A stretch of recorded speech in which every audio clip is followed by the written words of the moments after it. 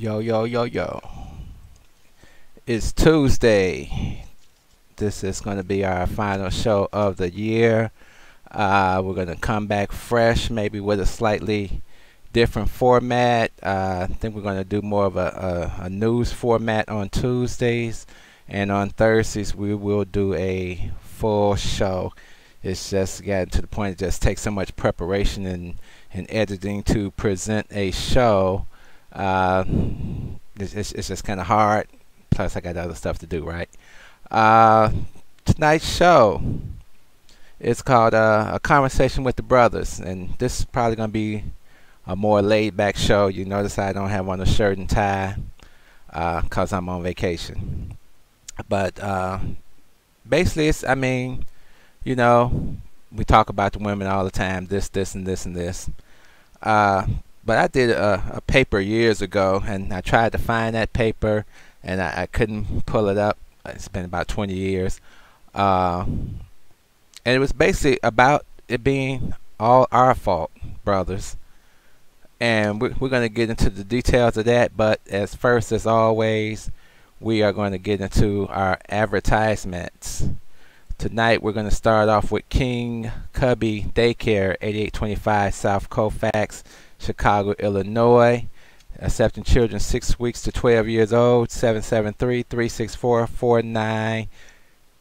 0497. Michelle Millsap, Remax Real Estates. Give her a call. She does mostly residential, but I'm sure she can connect you with someone for commercial needs. That number's on the screen. Sale 773-716-5541. Kevin Character King, spoken word artist. He's got a CD called I Am Character. It's available on iTunes and CD Baby. He also has a book called Characters Book of Poetry. I, of course, am Richard Robinson. I am the owner and operator of RPC Computing, located in Lansing, Illinois. 773-416-2955. RPC is your PC for all your repairs, upgrades, and consultation needs. We also want to encourage people for next year, and I'm hoping everybody can do this. Reach out to a black business. Find a black business to support. A lot of the issues we have, brothers and sisters, is we don't support our own, which makes us always dependent on other systems. And we know a lot of brothers and sisters getting out of jail aren't going to get jobs in those systems. And that's just the bottom line.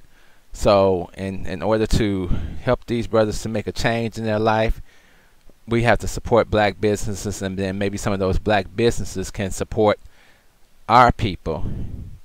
There's a black-owned business site on Facebook that always has a multitude of different businesses in Chicagoland and elsewhere.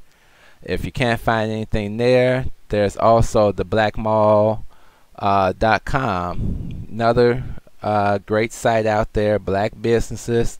We always want to support and push black businesses because I mean, whether people want to face up to it or not, that's what we need to do.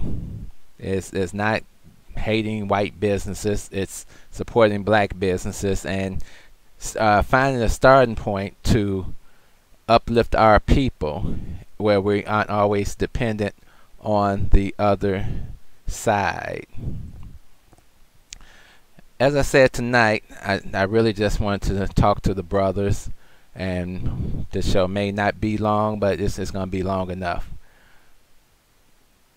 A few years ago, I and some other brothers at the Apostolic Church of God did a mentoring program for boys 13 through 18. So mostly young men going into high school and going through high school. And this was designed for boys whose fathers weren't in the home. And we learned a whole lot through that experience of the 4 years, we pretty much, if they were a freshman, they were a senior on their way to college uh, by the time we were done with the program. And one of the biggest things we found was that these young men were upset with their fathers. And they were upset with their fathers because their fathers weren't there. And that has a real effect in a young man's life. I know this is me and my mother and father, and they were young teenage people, and they did what they could. One of the things I always noticed is, and I want every brother to realize this and not feel ashamed of themselves, but brothers, we are the cornerstone of the family. Regardless of what the mother is saying, regardless what she's doing, regardless of your employment situation, you are the cornerstone. Just like Jesus said, on this rock I will build my church, you are the rock. You are the foundation in your family. And never give up that position, no matter what your wife's talking about. And she feels that way oftentimes because she feels like she's got to take on this additional weight of the world, which is not her position, but for some reason the world has her convinced that she has to take on this role. And maybe it's because we aren't fulfilling the role that as she would see it in her eyes. Doesn't make a difference about your status in life. If you have a child, you are the world to that child. You want to see a black man smile? Watch him the way he interacts with his kids. The joy he takes in that when everything else is going wrong, he's able to look at his kids and take joy in them having a better life maybe than he had, of him having a purpose in life to continue his lineage. And I know society is hard on us brothers, but we have to always, regardless, stop thinking it's a money situation thing so much. Of course you need money to survive and things like that, but money doesn't make you a great father. If you've got money and you're pushing your kids off here and there and not attending their games, not spending time helping them with their homework, then you're not a good father. I tell brothers all the time when they're separated from the mothers or whatever, what's it got to do with her, you taking care of your children? It's fatherhood by any means necessary. If you got to go over there and eat some shit from her, then you eat it just so you can spend some time with your kids. When you got some money in your pocket, go over there and give her some money.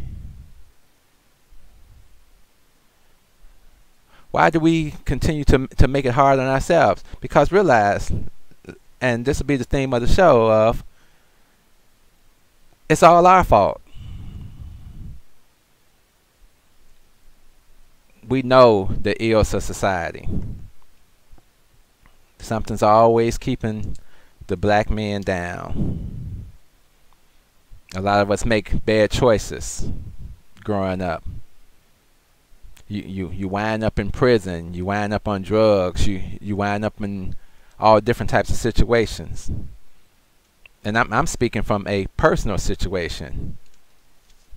My father was in and out of jail, on drugs, never really had any money, constantly getting evicted from every place they lived, strung out on heroin, on the street, vacant lots, all that. But someone told me, your parents are people. People are going to make mistakes. And what I shared with those young men that were mad at their fathers, I don't think I was mad at my father, but it was hard for me to respect him because of the way he was. I told them, brothers, always leave the door open for your father. Don't be mad at your father. And I told them this story. My father didn't play sports. But one day, and he had a basketball in the trunk of his car, and we were just riding around. And we went to a court where the YMCA is over there now. But there was a basketball court over there. And we got out and we were shooting around. And my father apologized to me and said, you know what, son?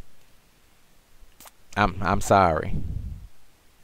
I haven't been a good father. I haven't been there for you. But I gave you all I have, and that's love. From that day forward, that's all I ever expected from my father, was love. And that's what all your kids are expecting from you.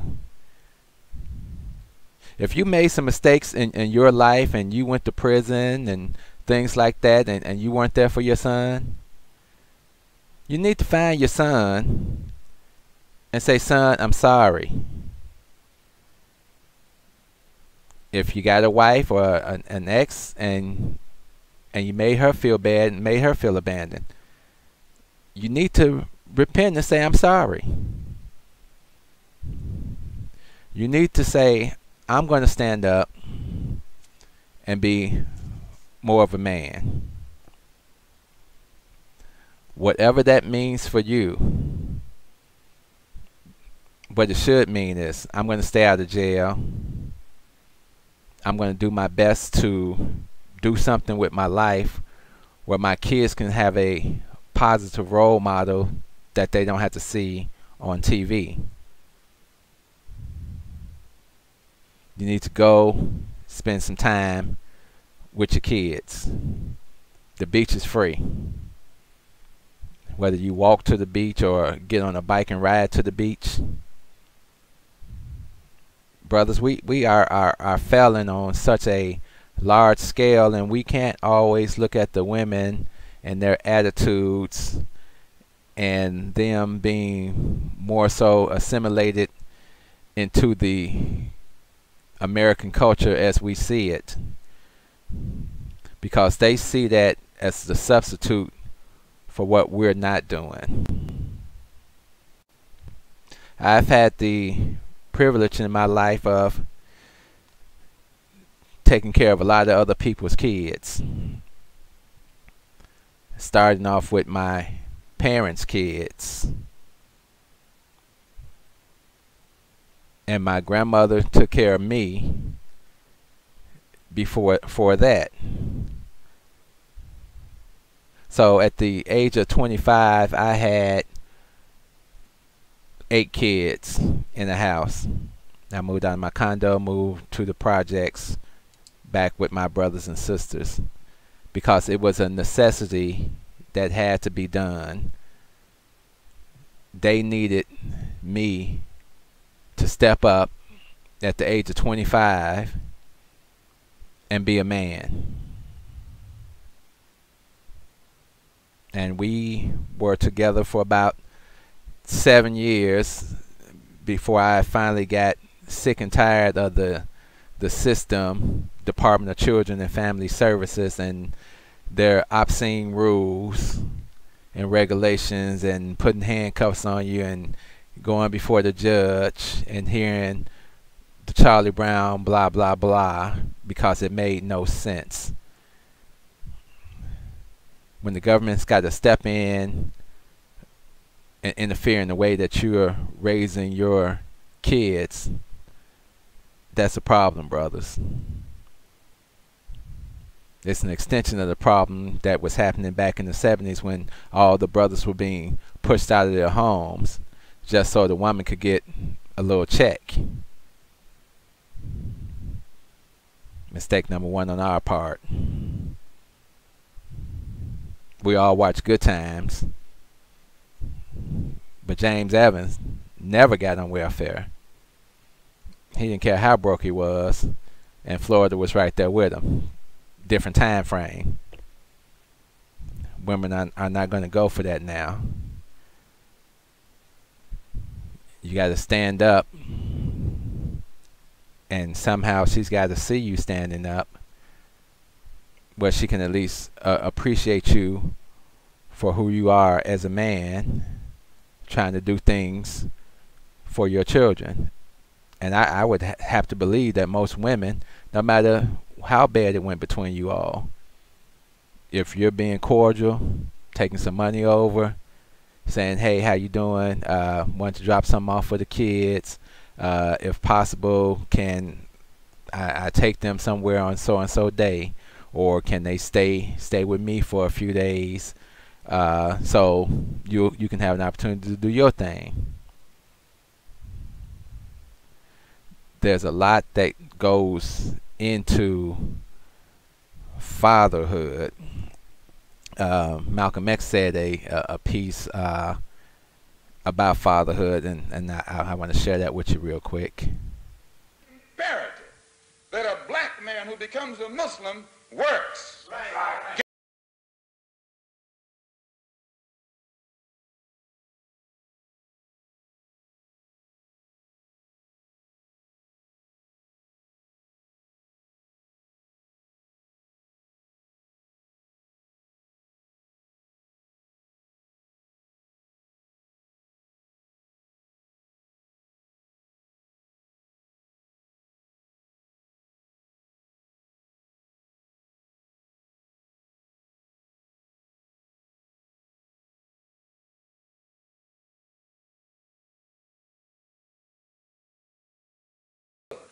This is the type of teaching that the Honorable Elijah Muhammad teaches us. That's right. And this white press has got.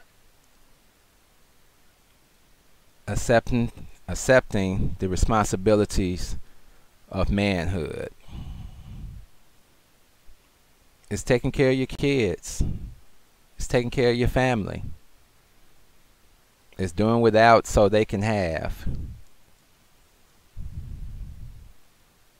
It's not a hard concept, brothers. Don't let society put it in your mind just because you only can do a little right now that you're a bad father.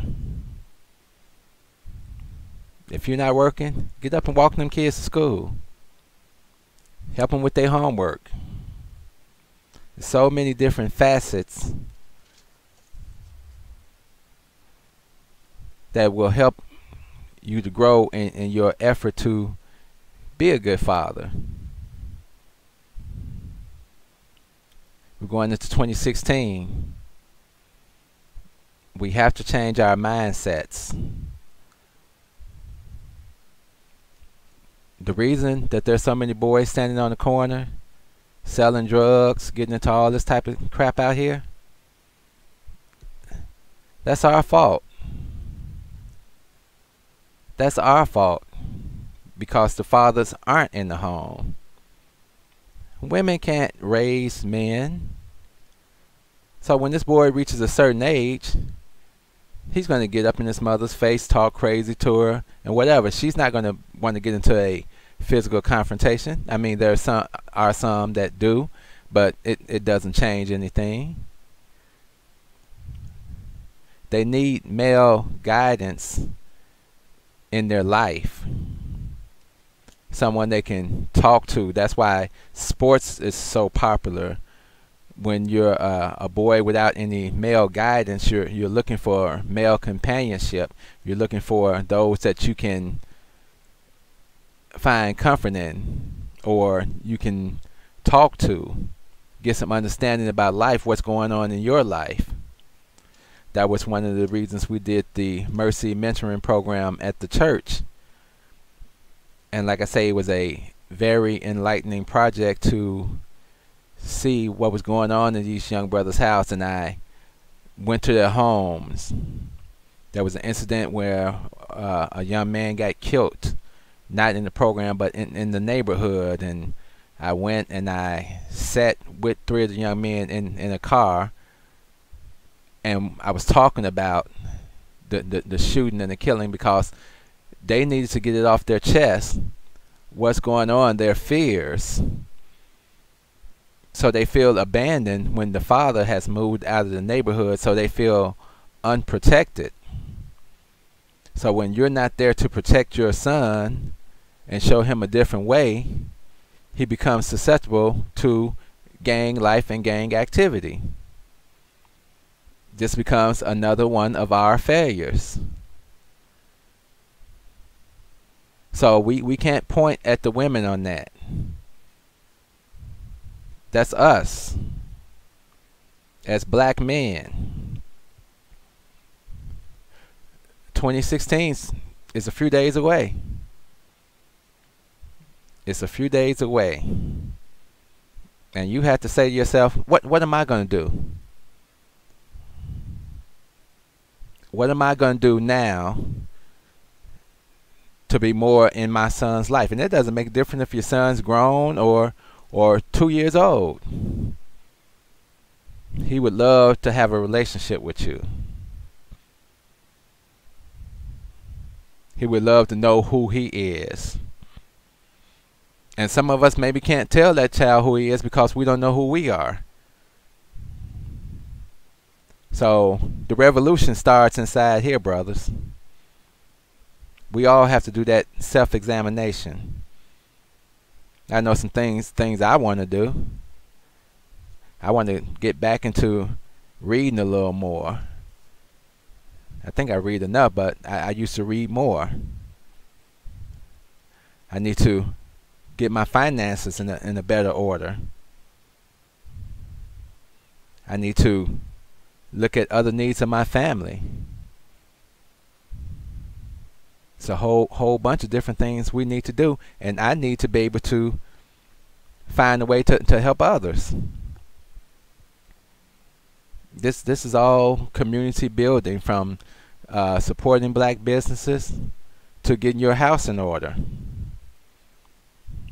And it's not a shame to admit that we all have our shortcomings. But in 2016, this is about to become a great year because Barack's about to walk out of the office. I've seen so much blatant racism since Obama's been the president, more than I've seen in my whole entire life. I'm interested in how it's going to look once he walks out of the office. I wish he could make some grand gesture or pass some law or some bill and give black people some sort of reparations like they did for the Jewish people recently in October. Another $12 million that was put to them so they could have some type of dignity, as it was worded. I don't care about a reparations check. Maybe if we could get some type of education bill, then maybe we could uplift ourselves a little more, as they're always telling us to do. And don't think the money's not there, because nothing against foreigners. A lot of foreign people come in here, and I talk to them, and they're getting free money for education, free money for housing, just because they came from some war-torn country, and you're being here persecuted by America for over 400 years, and the best you can do is maybe a little financial aid or a student loan with a high interest rate that you'll spend the next 30, 40 years paying back. So we understand the issues we're confronted with, brothers. We can't keep slipping, as it was said in the song that was playing at the beginning of the show. I like that show, that song, because it talks about a brother who is falling off. He's not taking care of his responsibilities, but then he comes to the consciousness of his own mind, and he realizes the things he needs to do to change his life, to change his family life. Hopefully we all can sit down and do that for ourselves in 2016. Love, peace. So, see you in 2016.